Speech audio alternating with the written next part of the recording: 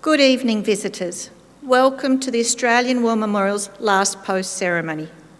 My name is Lexa Peterson, and joining us today from the Australian Army is Warrant Officer Class 1, Cheryl Elston. This evening we warmly welcome one recruit training unit from the Royal Australian Air Force Base in Wagga Wagga, New South Wales, and Mr Alex McGowan, President of the Naval Association of Australia, ACT section. We welcome the veterans who have served and those that are still serving and the families that love and support them.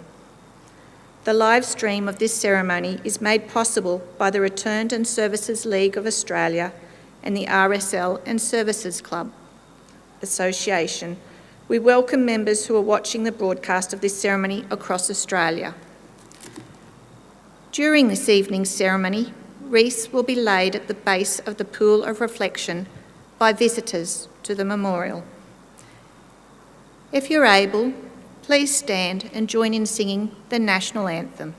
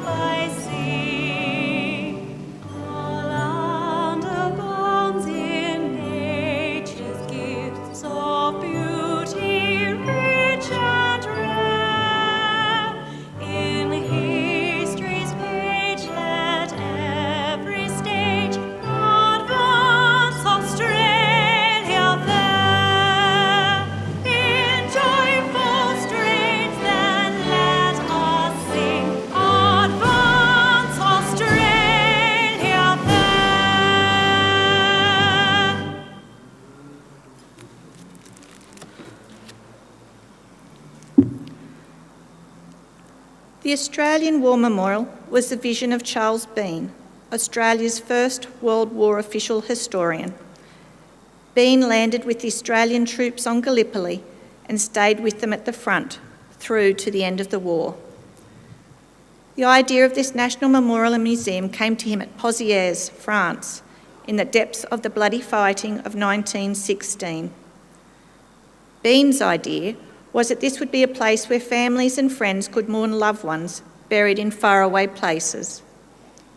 It would also be a place that could help all Australians understand what these men and women had endured and what they had done for us. Bean's vision, to which we remain true, is best expressed as inscribed at the entrance to the memorial's galleries. Here is their spirit, in the heart of the land they loved, and here we guard the record which they themselves made. Tonight, we will read the story behind just one of those on the Roll of Honour, which lists the names of more than 103,000 men and women who have given their lives for us in war and on operations for more than a century. But first, we present a lament. Flowers of the forest. Wreaths or floral tributes will now be laid at the base of the Pool of Reflection.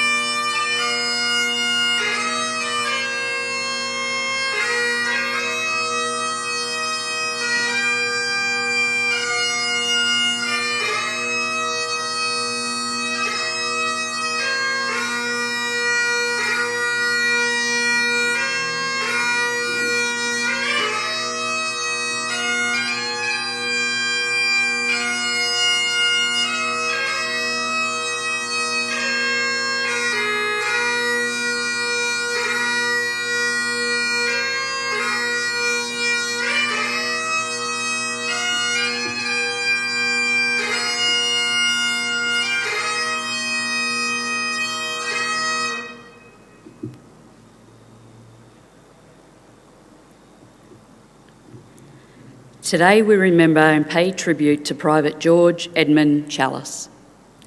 George Challis was born in Melbourne in 1897, one of 7 children born to engine driver William Challis and his wife Alice.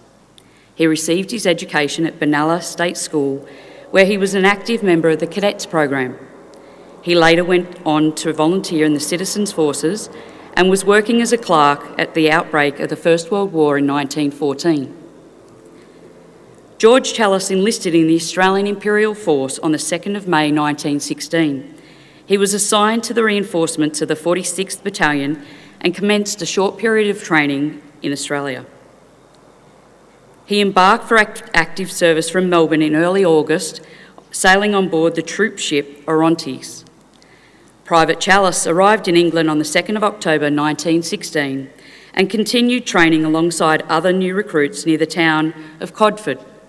In December, he embarked for the Western Front, arriving in the city of Etaples just in time for the onset of a bitterly cold winter.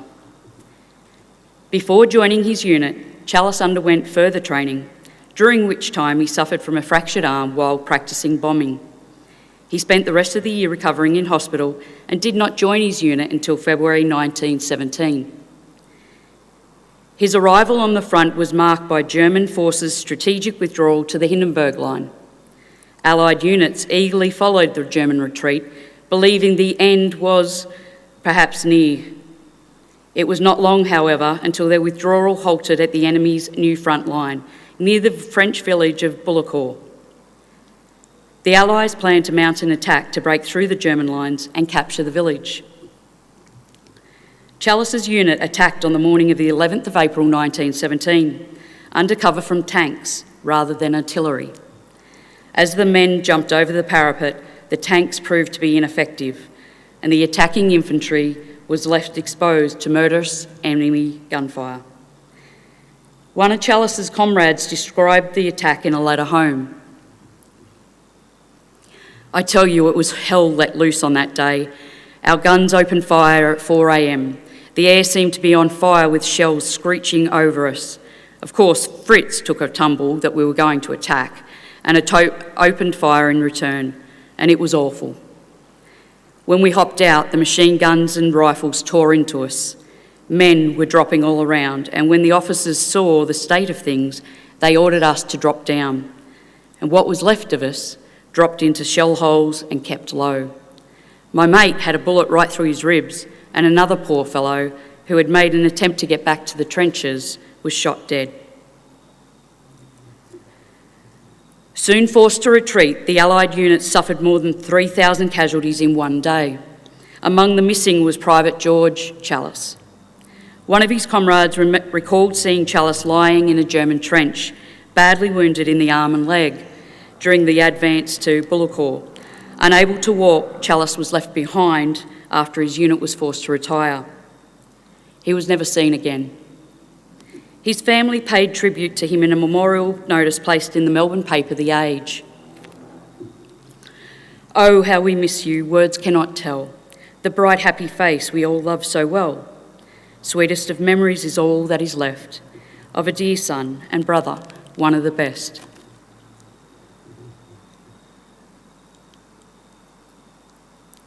George Challis was 19 years old. His name was listed on the Roll of Honour on my right among almost 62,000 who died while serving in the First World War. His photograph is displayed today beside the pool of reflection. This is but one of the many stories of service and sacrifice told here at the Australian War Memorial. We now remember Private George Edmund Challis, who gave his life for us, for our freedoms, and in the hope of a better world.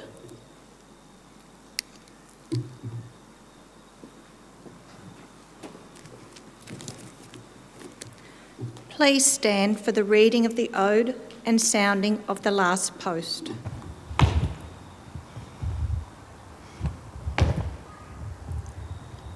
They shall grow not old, as we that are left grow old. Age shall not weary them, nor the years condemn. At the going down of the sun, and in the morning, we will remember them. We will remember them.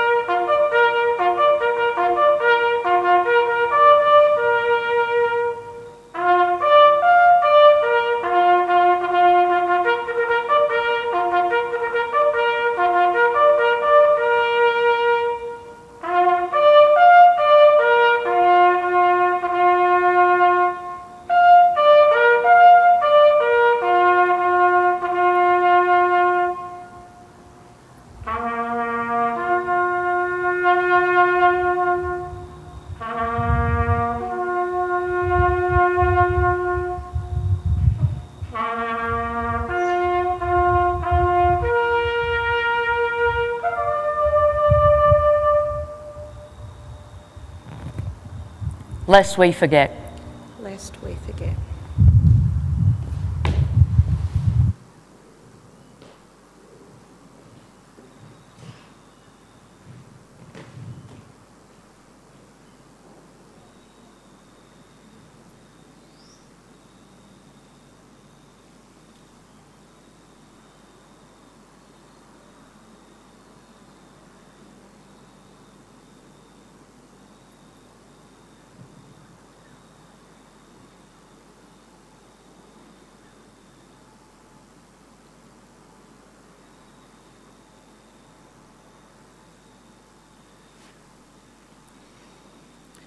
We leave you this evening with the words of the memorial's founder, Charles Bean.